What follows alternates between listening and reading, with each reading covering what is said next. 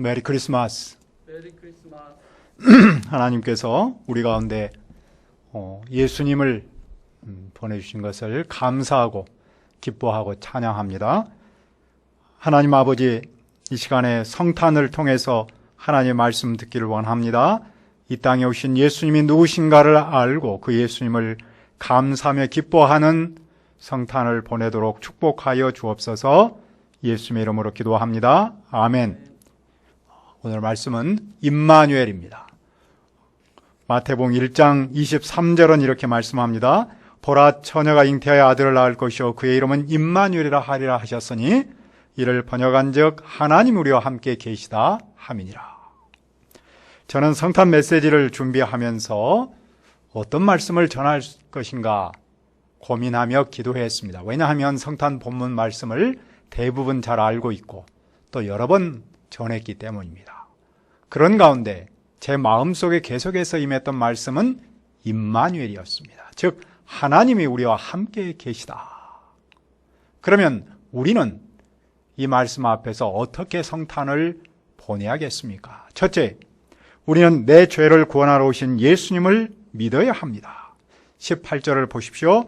예수 그리스도의 나심은 이러하니라. 그의 어머니 마리아가 요셉과 약혼하고 동거하기 전에 성령으로 잉태된 것이 나타났더니, 마리아는 요셉과 약혼하였으나 아직 결혼 전이었습니다. 그런데 그녀는 성령님으로 임신했습니다. 성령님께서 마리아의 몸을 빌리신 거죠. 하지만 그녀의 남편 요셉은 그 사실을 몰라서 마리아를 오해했습니다. 그때 성령님께서 그에게 성령님의 사역을 가르칩니다. 즉 마리아는 불륜이 아닌 성령님으로 인해서 임신했다는 겁니다. 따라서 요셉은 그녀를 영접할 수 있습니다. 그러면 마리아가 성령님으로 잉태한 그분은 누구십니까? 21절은 말씀합니다. 아들을 낳으리니 이름을 예수라 하라. 이는 그가 자기의 백성을 그들의 죄에서 구원할 자이심이라. 그분은 육신의 몸을 입고 이 땅에 오신 예수님입니다. 그분은 사람의 몸을 입었기에 사람입니다. 그러나 성령님으로 잉태되셨기 때문에 그분은 하나님이십니다. 그러니까 예수님은 사람이면서 하나님이십니다. 이것을 우리는 신비 중의 신비라고 표현합니다. 그분께서 무슨 일을 하십니까? 자기 백성을 그들의 죄에서 구원하십니다. 자기 백성은 당시 로마 사회에서 살고 있는 유대인을 말합니다. 유대인은 하나님을 섬겼습니다. 반면 로마 사람은 돈을 섬기고 쾌락을 숭배하고 또 권세를 추구했습니다. 그런데 하나님을 섬기는 유대인보다도 그런 것들을 추구하는 로마 사람이 훨씬 더 잘 살았습니다.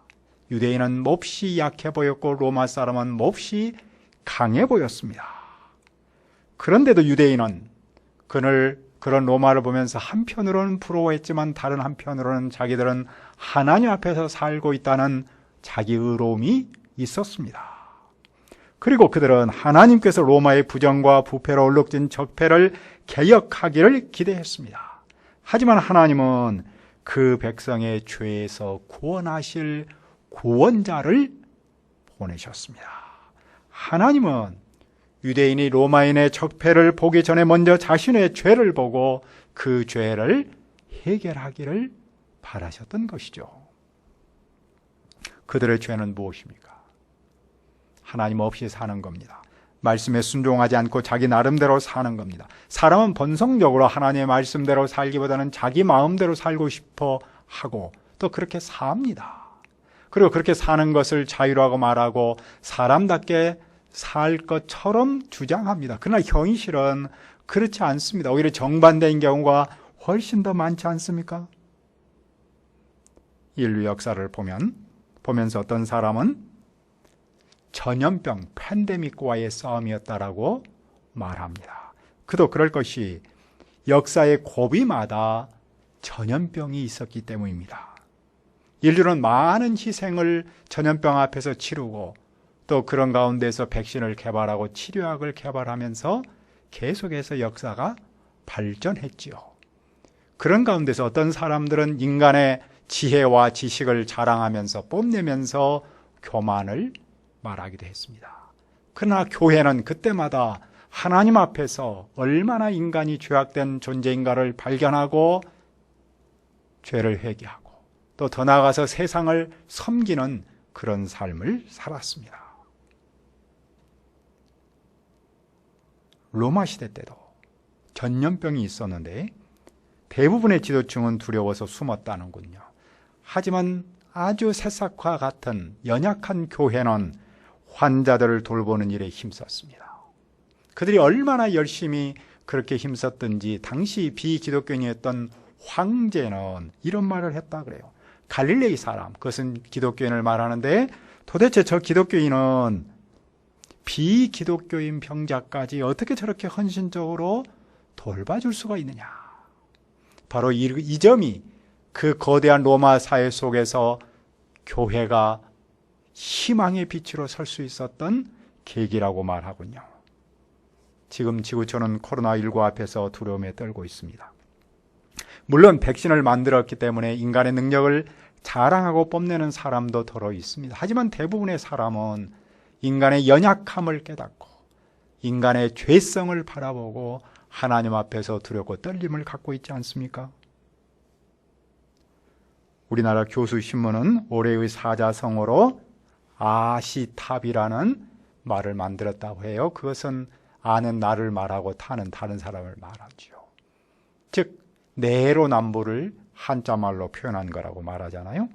우리나라는 코로나19로 온 사회가 어지럽고 혼란스러운데도 정치는 물론이고 보통 사람조차 이념의 프레임에 갇혀서 소모적인 논쟁을 자주 하고 있습니다.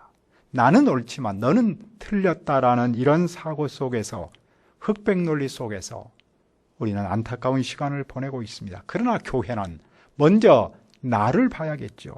예수님께서 세상에 오신 가장 중요한 목적 중 하나가 우리의 죄 문제를 해결하고 우리를 죄로부터 구원하러 오셨기 때문입니다.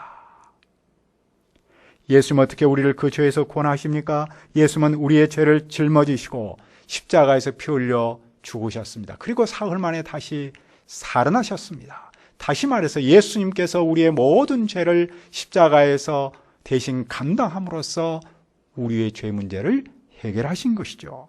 성령님으로 잉태되신 예수님, 사람이면서 하나님이신 예수님만이 우리의 죄를 해결할 수 있습니다. 따라서 누구든지 그분을 믿으면 죄로부터 구원받습니다. 우리는 예수님께서 우리의 죄를 구원하러 오신 그날을 성탄절이라고 부르고 우리는 성탄절의 인사로 언제나 메리 크리스마스, 기쁜 성탄절이라고 말하지요. 왜 기쁜 성탄, 메리라는 말을 왜 썼을까요? 바로 예수님께서 우리의 죄를 구원하러 오셨기 때문입니다. 사람에게 있어서 가장 큰 기쁨은 무엇입니까? 그것은 죄로부터 구원받는 것이죠. 그분을 믿으면 죄로부터 구원받기 때문에 그분의 태어나신 날을 우리는 메리 크리스마스라고 부르는 것이죠.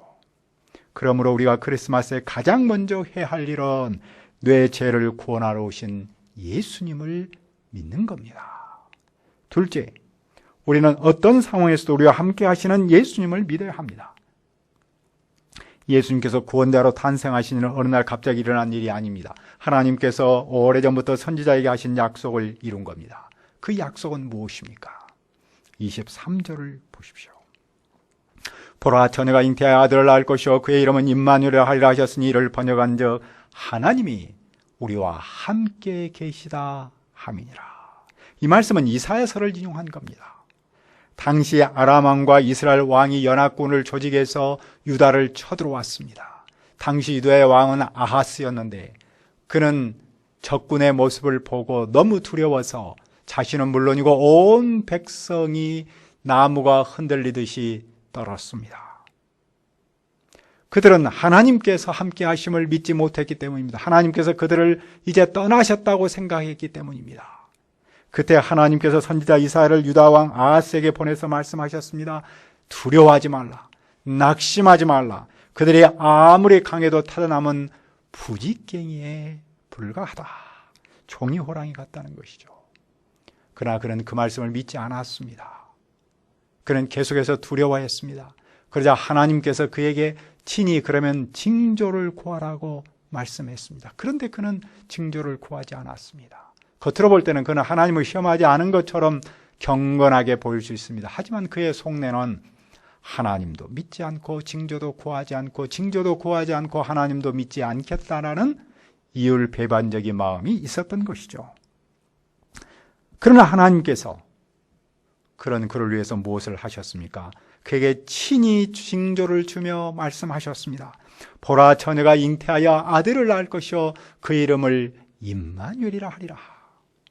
하나님께서 친히 징조를 주시면서 하나님께서 너와 함께 하신다는 사실을 강조하고 그 믿음을 심고 있습니다. 그 약속이 언제 어떻게 이루어졌습니까? 예수님께서 이 땅에 육신의 몸을 입고 오심으로 이루어졌습니다. 예수님은 처녀 마리아의 몸을 빌려 세상에 오셨습니다. 그것은 무엇을 말합니까? 그것은 하나님께서 그 백성과 함께 하신다는 징조입니다. 예수님께서 육신의 몸을 입고 세상에 오신 것은 하나님께서 그 백성과 함께 하신다는 것을 공적으로 표현한 것이죠. 이 말씀을 가장 먼저 들었던 마태 교회에 주는 의미는 무엇이겠습니까? 당시 마태 교회는 로마 사회에서 정말로 작은 새싹처럼 자라고 있었습니다. 반면 세상은 정말로 강했습니다. 그들은 그런 세상에서 믿음으로 살려고 애쓰는데 현실은 만만하지 않았습니다. 그들은 고민해야 했습니다. 하나님이 과연 나와 함께 하시는가? 하나님이 과연 이 마태교회 공동체와 함께 하시는가? 그들이 생각할 때 하나님이 함께 하신다면 꼭 길을 걸어야 한다고 생각했기 때문이겠죠? 하지만 마태는 교회를 향하여 외칩니다. 임마누엘, 하나님이 함께 하신다. 현실만 보지 말고 눈을 들어 하나님을 보도록 합니다. 하나님께서는 어떤 상황에서도 함께 하시기 때문이겠죠. 하나님께서 그 백성과 함께 하지 않은 시간은 없었습니다. 그 징조가 무엇입니까? 그것은 예수님께서 육신의 몸을 입고 이 땅에 오신 겁니다. 그거보다 더 확실한 징조는 없지요. 그러면 오늘 우리는 어떻게 살아야 합니까? 우리도 당연히 어떤 상황에서도 우리와 함께 하시는 그분을 믿어야 합니다. 우리는 머리로는 하나님의 함께 하심을 인정합니다. 그러나 삶의 현장에서 어떤 문제를 만났을 때 하나님의 함께 하심을 믿기가 쉽지 않습니다. 그것을 우리가 이름하여 실존적, 실천적 무신론자라는 말을 쓰지 않습니까?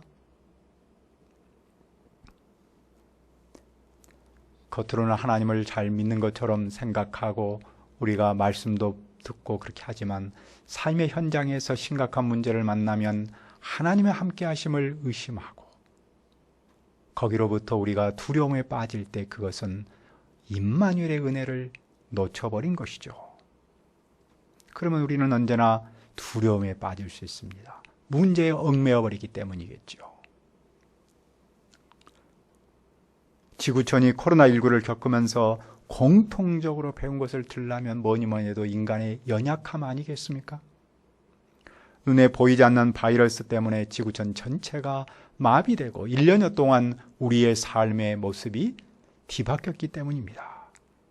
심지어 강대국이고 선진국조차 허망할 정도로 사망률이 높은 것도 사람들에게 두려움의 한 요소라고 생각합니다. 우리나라는 그동안 K방역을 자랑했는데 최근에 와서 사망률이 높은 것이 많은 사람에게 걱정거리가 되고 있습니다.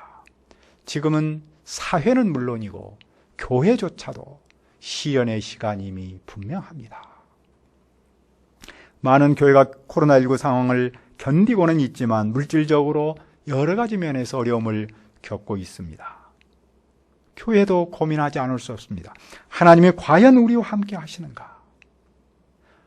지금까지 교회사를 볼 때 교회는 모이기를 힘쓰는 일을 최고의 가치로 여겼습니다.